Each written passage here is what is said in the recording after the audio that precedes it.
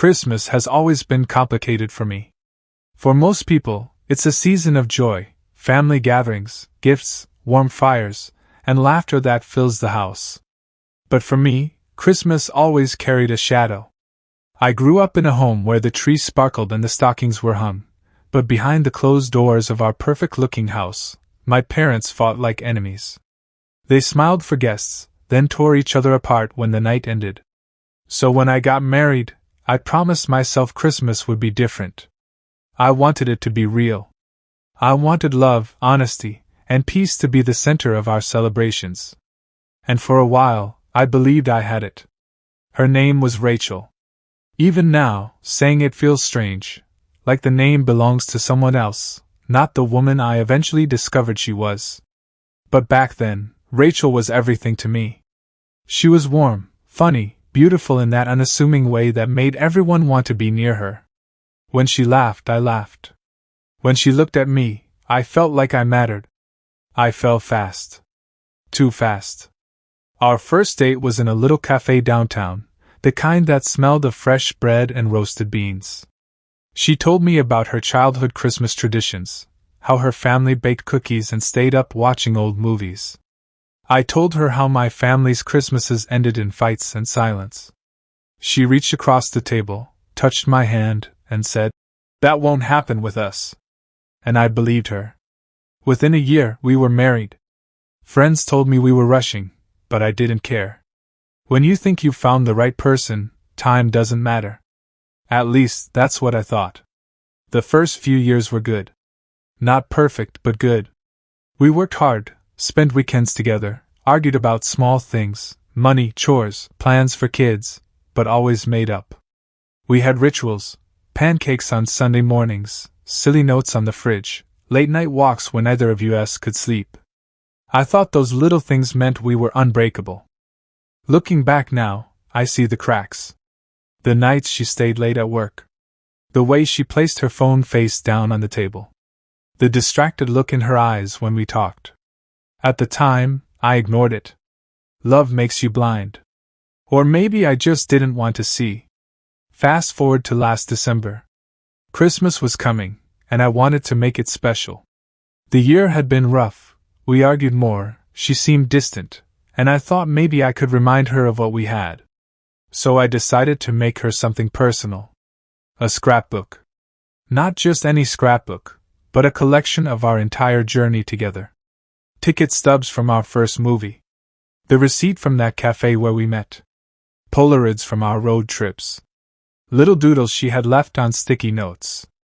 I wanted to remind her of us, of everything we had built. But while searching for keepsakes, I found something I wasn't supposed to. A plain envelope, tucked inside a shoebox at the back of her closet. My hand shouldn't have opened it.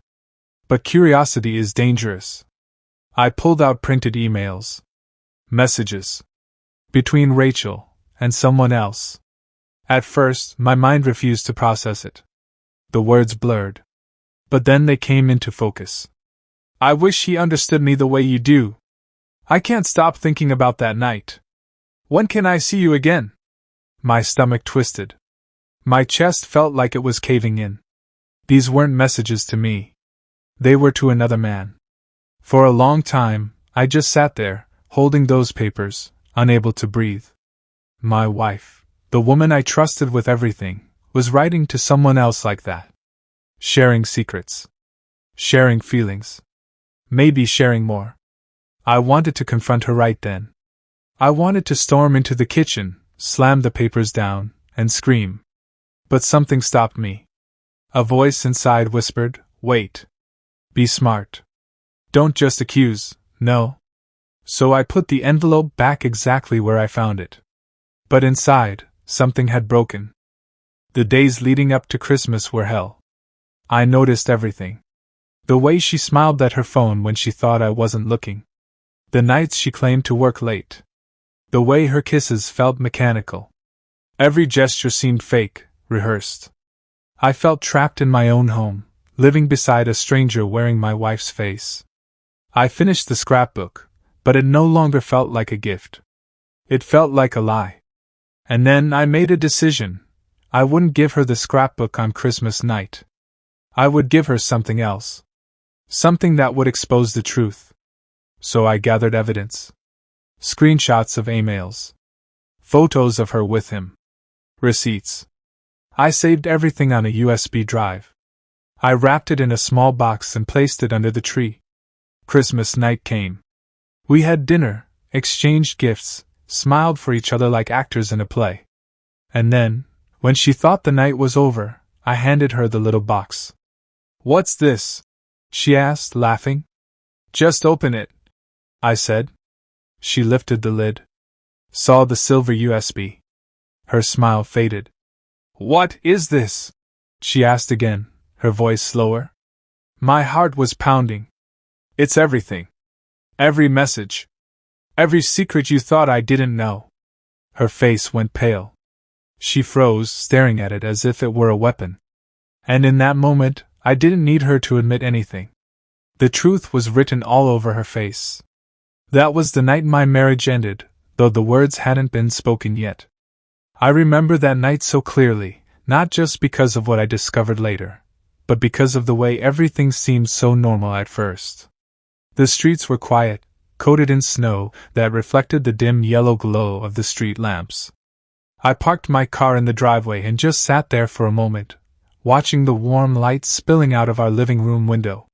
From the outside it looked perfect, like the picture of a happy family. Inside, I could hear faint laughter. My wife, Emily, was probably talking to her sister on the phone. She had this laugh that used to melt me.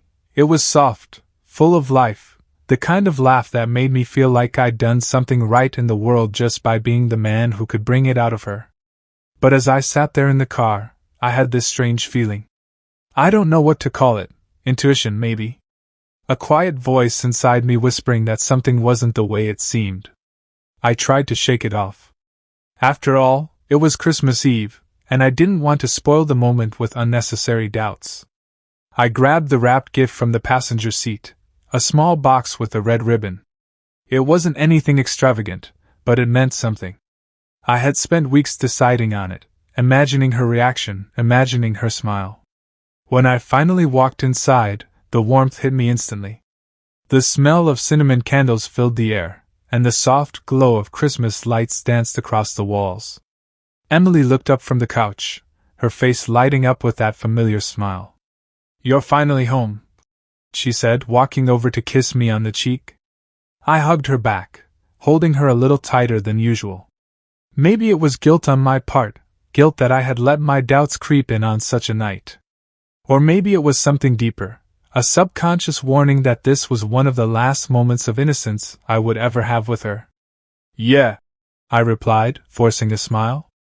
"Merry Christmas, Em." We sat together by the tree, sipping hot chocolate, talking about small things, the kind of meaningless chatter that fills the silence but also makes you feel connected. She asked about work, I teased her about how many cookies she had eaten, and for a while, everything felt normal. But deep down, that unease didn't go away. When the clock struck midnight, I handed her the gift. My hands trembled slightly as she pulled at the ribbon and peeled away the wrapping. I watched her face closely, every flicker of emotion, every tiny movement. The moment she opened the box, her smile froze. Her eyes widened just slightly, but enough for me to notice. She looked at me, then back at the gift, and for the briefest second, I saw something in her expression, fear. And that was when I knew. Something was very, very wrong. I tried to act like I hadn't noticed the way her hands stiffened, the way her breath caught in her throat. "You don't like it?" I asked softly, though my voice cracked a little. She blinked fast, forcing a smile back onto her face. No, it's beautiful. Really. I wasn't expecting it." But her voice didn't match her words. It was too high-pitched, too quick, like she was trying to cover up a mistake. Inside the box was a silver necklace. Simple, elegant, with a small heart-shaped locket. But inside the locket wasn't just a picture of the two of us. It was a tiny engraving of our wedding date, the date that was supposed to mean everything to us. It wasn't expensive, but it was thoughtful. It was supposed to remind her of the promises we made, the life we had built together. So why did she freeze? Why did her fingers tremble when she touched it? I couldn't shake the feeling. My chest tightened, my heartbeat pounding so loudly I thought she might hear it. "You're quiet," I said, trying to laugh it off. "Don't tell me I messed up again. Last year, you didn't let me forget the blender incident." She laughed, too quickly, too forced. No, this is really sweet. Thank you." She leaned in and kissed me, but her lips felt colder than the snow outside. I told myself I was imagining it. That I was overthinking. That maybe she was just surprised, maybe the memory of our wedding date stirred up emotions I didn't understand. But deep inside, a part of me already knew. That necklace didn't remind her of me. It reminded her of what she was hiding. The rest of the night, I couldn't get her reaction out of my head. She kept smiling, laughing at my jokes, even leaning her head on my shoulder while we watched an old Christmas movie together. From the outside, nothing seemed wrong. But every time I glanced at her, I caught these little signs, her eyes darting away too quickly, her fingers brushing against the necklace like it burned her skin, the way her smile faded the moment she thought I wasn't looking. When she finally got up to make more hot chocolate, I sat there in the glow of the Christmas tree, staring at the gift box on the coffee table. My hands curled into fists. That feeling I had earlier, the strange intuition, it wasn't going away. It was screaming louder now. She came back with 2 mugs, setting one in front of me. "Here you go. Extra marshmallows, just the way you like it." I forced a smile. "Thanks." We sat in silence for a few minutes, the movie playing in the background, the tree lights blinking in rhythm with my heartbeat. Finally, I couldn't take it anymore. "Emily," I said quietly. She looked at me, her eyes soft but cautious. "Yeah? Why did you freeze when you opened the gift?" Her hand tightened around her mug. Just for a second. But I noticed. "I didn't freeze," she said quickly, almost defensively. "I was just surprised. That's all." I nodded slowly, pretending to accept her answer, but inside, suspicion gnawed at me like a hungry animal. We went to bed that night like nothing was wrong. She curled up beside me, breathing softly, her hand resting on my chest. To anyone else, it would have looked like the perfect picture of love. But I didn't sleep. I lay awake in the dark, staring at the ceiling, my mind replaying every detail of her reaction. The necklace was supposed to make her happy. Instead, it exposed something. Something I wasn't ready to see. The next morning, Christmas Day, the house smelled of cinnamon rolls and coffee.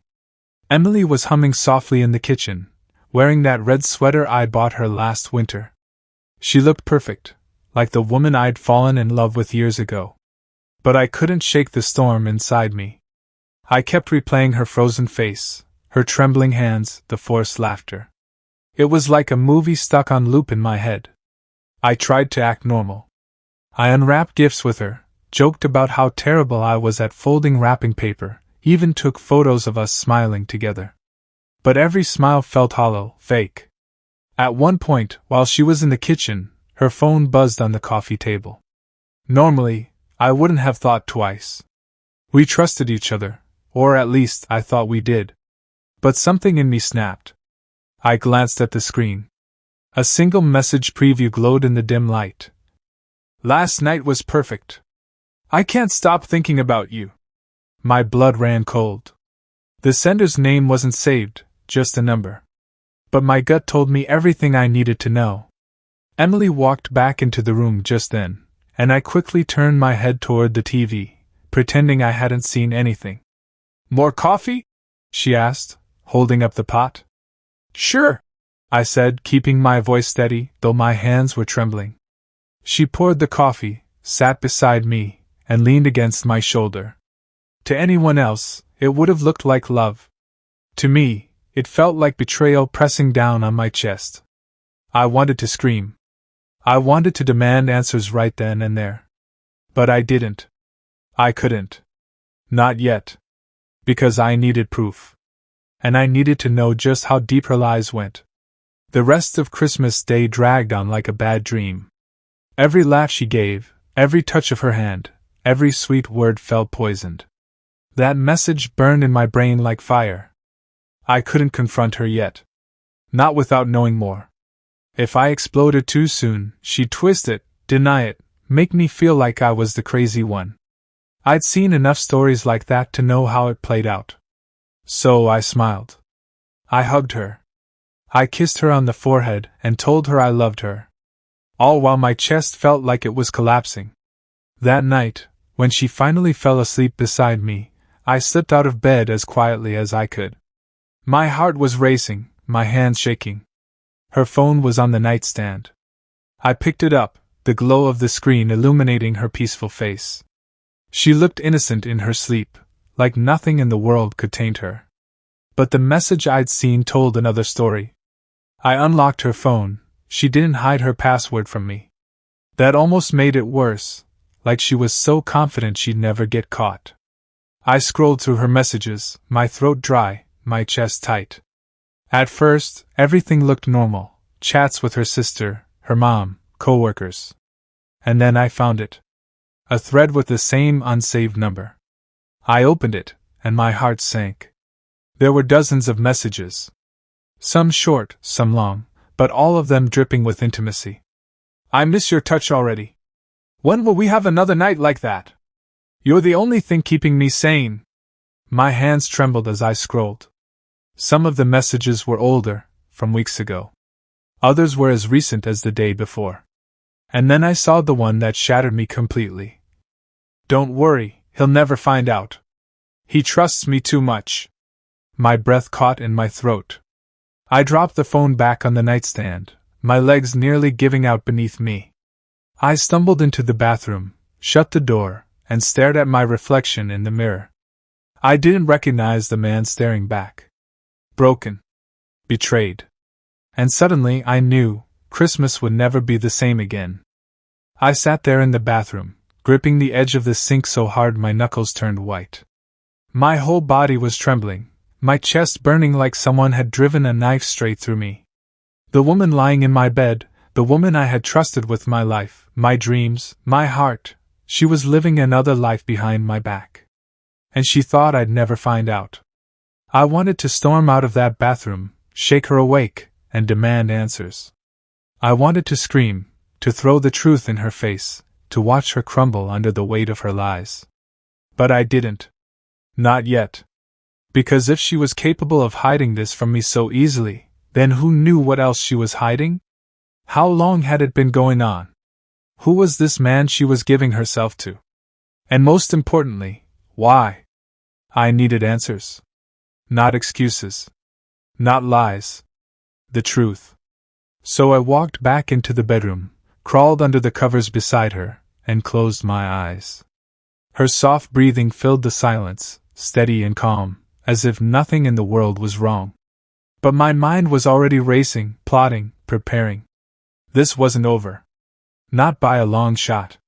Christmas night had given me more than a gift, it had given me the truth. And I was going to find out just how deep her betrayal went. Even if it destroyed me. The days after Christmas felt like I was living in a nightmare I couldn't wake up from. On the surface, everything looked the same, Emily smiling, cooking breakfast, asking about my day, wrapping her arms around me when I came home from work. But I knew. Behind that smile, behind those soft touches, there was another man. Another life. I couldn't look at her the same way anymore. Every laugh felt rehearsed, every kiss felt hollow, every word sounded like a carefully crafted lie. And yet I played along. Because I needed more. I needed proof so undeniable that when the time came, she couldn't worm her way out of it with excuses or tears. So I watched her. Closely. I noticed things I had ignored before. The way she lingered on her phone late at night, the sudden, work events she had never mentioned before, the new perfume she started wearing even when she claimed she was just going grocery shopping. At first, I thought maybe I was paranoid. Maybe grief was making me see ghosts where there were none. But then little cracks started to show. One night, I heard her whispering in the bathroom. The water from the shower was running, but her voice slipped past it. I crept closer, pressing my ear against the door. "Yeah. I miss you too," she said softly. My stomach dropped. A pause, then her voice again. "Don't worry, I'll see you soon." He has no idea. I felt like my lungs collapsed right there in the hallway. I stepped back quietly before she could hear me, my hands shaking uncontrollably. That was it. Confirmation. The necklace had cracked the mask, but this was the proof that shattered it. I went back to our room, sat on the edge of the bed, and stared at the floor until she finally came out, wrapped in a towel, smiling like nothing was wrong. "Babe, you okay?" she asked, tilting her head. I forced a smile. "Yeah. Just tired." Inside, though, I wasn't tired. I was burning. Burning with rage. Burning with betrayal. Burning with the need to know everything. Over the next week, I became a shadow in my own home. I watched her carefully, memorizing her habits, her excuses, her routines. She thought I was busy with work, but every free moment I had was spent piecing together the puzzle of her betrayal. One evening, she said she was going out to meet a friend from college. "Just a quick dinner, nothing fancy," she told me with that same soft smile. But something in her eyes flickered, a hesitation, a glance too quick, like a thief checking if the coast was clear. As soon as she left, I waited a few minutes, then grabbed my coat and keys. My heart pounded in my chest as I followed her car through the quiet streets. I kept a safe distance, headlights dim, every nerve in my body buzzing. She drove across town, past the restaurants she usually liked, past the places where she might actually meet a friend. Finally, she pulled into the parking lot of a small hotel. A hotel. I gripped the steering wheel so hard my hands ached. I watched as she parked, checked her phone, then stepped out. She was dressed nicer than she had been when she left the house, lipstick freshened, hair fixed. And then I saw him. A tall man in a dark jacket stepped out of the hotel lobby. He walked straight to her, his hand brushing against hers like they'd done it 100 times before. She smiled, the kind of smile she used to give me, and together, they disappeared inside. My vision blurred. My chest felt like it was going to explode. I wanted to run after them, to drag them out by their throats, to scream until the whole world knew what she was doing to me. But I didn't. I sat there in the car, frozen, suffocating under the weight of the truth. This wasn't just suspicion anymore. It wasn't just whispers behind closed doors or texts on a phone. It was real. My wife was cheating on me. And she thought I'd never know. I sat in that car for nearly an hour, watching the hotel entrance, my chest tight with every passing minute. Every shadow that moved behind those glass doors felt like a dagger. Every laugh I thought I heard in the distance cut deeper than the last. I could have gone inside. I could have walked straight up to that room, pounded on the door, and torn their little secret apart. But I didn't. Because part of me wasn't ready to face it yet. I wanted the truth, yes. But I wanted the whole truth. I wanted to know how long, how often, how deep her betrayal really went. If I confronted her now, she'd deny, twist, lie. I knew she would. So I stayed. I waited. Finally, close to midnight, she came out. Her hair was a little messy, her lipstick smudged, but her smile was glowing. Like she'd just lived a moment that meant everything to her. And she walked right past me. Right past our marriage. Right past every promise she'd ever made. She got into her car, drove off like nothing had happened, and by the time she walked back into our home, she looked at me with the same sweet face as always. "Hey," she said softly, slipping her arms around me. "Sorry I'm late. We lost track of time." I hugged her back. My arms wrapped around her body, but inside my soul felt like it was collapsing. "I miss you," I whispered. And in that moment, I realized something terrifying. I wasn't just living with a liar. I was sleeping next to a stranger. The next few days were torture. She went about her life as if nothing had happened, smiling, cooking, kissing me goodnight. And I played along. I smiled back. I kissed her forehead. I pretended everything was normal. But inside I was dying. Every word out of her mouth sounded like poison. Every "I love you" felt like a knife. And yet I forced myself to endure it. Because I knew I needed more. Something undeniable. Something that would strip away every excuse, every lie, every tear she could possibly use to save herself. So I planned. The next time she told me she was going out, I followed again. Only this time, I was ready. I parked far enough away not to be noticed, my phone in hand, camera ready. My pulse thundered as I watched her walk into the same hotel, that same glow on her face. Minutes later, he arrived. I snapped photos. Her smile as she greeted him, the way their hands brushed, the way they disappeared inside together. Proof. Cold, undeniable proof. And then I waited. Hours passed. I sat in my car, staring at the hotel, every nerve in my body screaming. Finally, they came out. Laughing. Close. Like two lovers who owned the night. Click. Click. Click. Photo after photo. By the time she came home that night, slipping into bed beside me, whispering, "Good night, I love you," I already had everything I needed. She thought she was safe. She thought I was blind. But now I held the truth in my hands. And soon, she'd have no place left to hide. I couldn't keep pretending anymore. For days I walked around with fire in my chest, carrying the weight of betrayal like a second skin. Every time she smiled at me, every time she touched me, every time she whispered, "I love you," I felt like screaming. Because I knew the truth. And the truth was killing me. One evening she said she was going out to meet a friend again. This time, I didn't follow. I didn't need to. I already had the proof.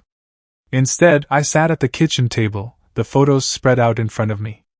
Her smile with him. Their hands brushing. The two of them stepping into the hotel together. My hands shook as I stared at them. This was my life now, broken pieces of something that used to be whole. When she finally came home, humming softly as she set her purse down, I was waiting. "Hey," she said with that sweet voice that used to melt me. "You're still up?" I didn't answer. I just looked at her. My silence must have unsettled her, because she frowned, stepping closer. "What's wrong?" she asked. I pushed the photos across the table. They slid to a stop in front of her. Her eyes dropped. And in that instant, everything changed. The blood drained from her face. Her lips parted, but no words came out. She looked at the photos, then at me, then back again, her hands trembling. "Emily," I said, my voice low, shaking with rage I'd been holding in for too long. "Who is he? Who is he?" I asked again, louder this time, my voice echoing off the walls of the kitchen. Emily's hand flew to her mouth. Tears welled in her eyes, but she didn't speak. She didn't deny it. She didn't say I was wrong. She just stared at the photos like they were daggers stabbing into her chest. "Answer me." I slammed my fist on the table, the sound sharp and violent. She flinched. I can explain," she whispered. "Explain?" I laughed bitterly. "What is there to explain, Emily? You've been sneaking around behind my back, lying to me every single day, smiling in my face while meeting him behind my back. What could you possibly explain?" Her tears spilled over. She sank into the chair across from me, her shoulders trembling. "It wasn't supposed to happen. I never meant for it to. Don't you dare." I cut her off. "Don't you dare sit there and try to soften this with excuses. You betrayed me. You destroyed everything we built." My words hit her like bullets, and she lowered her head. But as I looked at her, memories rushed in, our wedding day, when she walked toward me in white, glowing, smiling like I was her whole world. The night we bought this house, laughing as we painted the walls together, splashing paint on each other like kids. Her hands in mine when I got my first promotion, when she said, "I'm proud of you." Those memories made the betrayal cut even deeper. Why, Emily? My voice cracked. Why him? Why anyone? Wasn't I enough for you? She finally looked up, her face streaked with tears. You were enough. You've always been enough. This was my weakness, not yours. Her words twisted the knife in my chest. Weakness? She called destroying our marriage a weakness? I shook my head. No. A weakness is forgetting an anniversary, losing your temper, making mistakes. This is betrayal. I stared at Emily, my heart pounding so hard I could feel it in my throat. Her words buzzed in my ears like static. Weakness. That's what she called it. Like all of this was some small slip, some accident she tripped into without knowing. You don't trip into someone else's bed. I spat. You choose it. You planned it. You lied to me. Emily shook her head frantically. I swear, it wasn't like that. At first, it was just talking. I was lonely, you were always busy with work and… Stop. My voice was ice. Don't you dare put this on me. Don't you dare say I pushed you into his arms because I was working to give us a good life. Her sobs filled the room. She buried her face in her hands. I know it was my fault. I'm not blaming you. I felt invisible. And when he listened, when he made me feel seen, I closed my eyes. Her words burned worse than fire.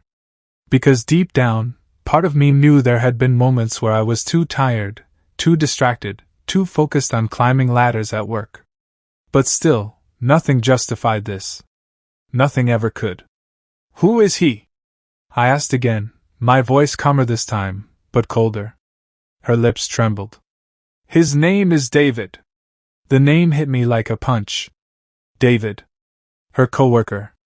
The one I'd met at her office party once. The one who'd shaken my hand with a smile too wide, too fake. My stomach turned as I remembered the way he looked at her that night, like he already owned something that wasn't his. How long?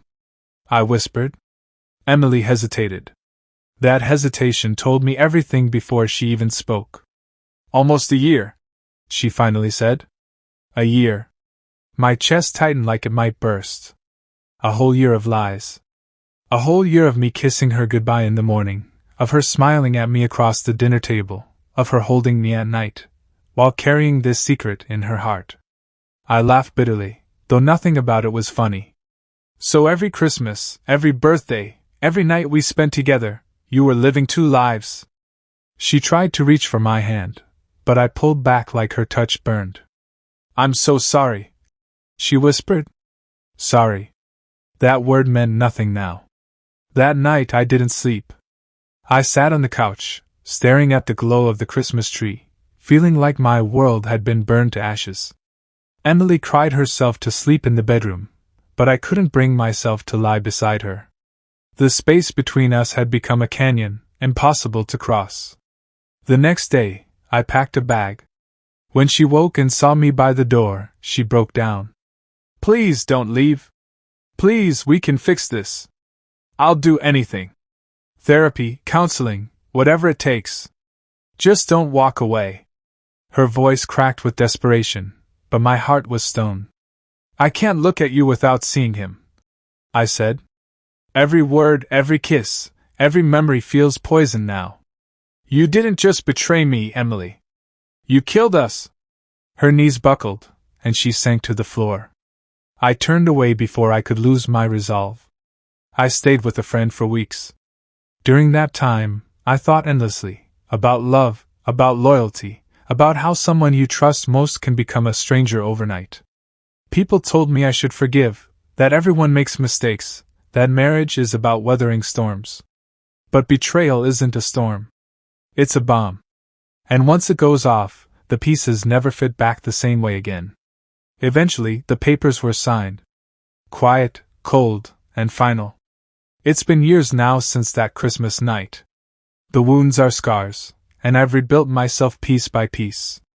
I learned something brutal but true: love without trust is nothing but a lie. I don't hate Emily anymore. Hate would mean I still give her space in my heart. I've let go. She made her choices, and I made mine. But I carry the lesson with me, carved deep into my soul.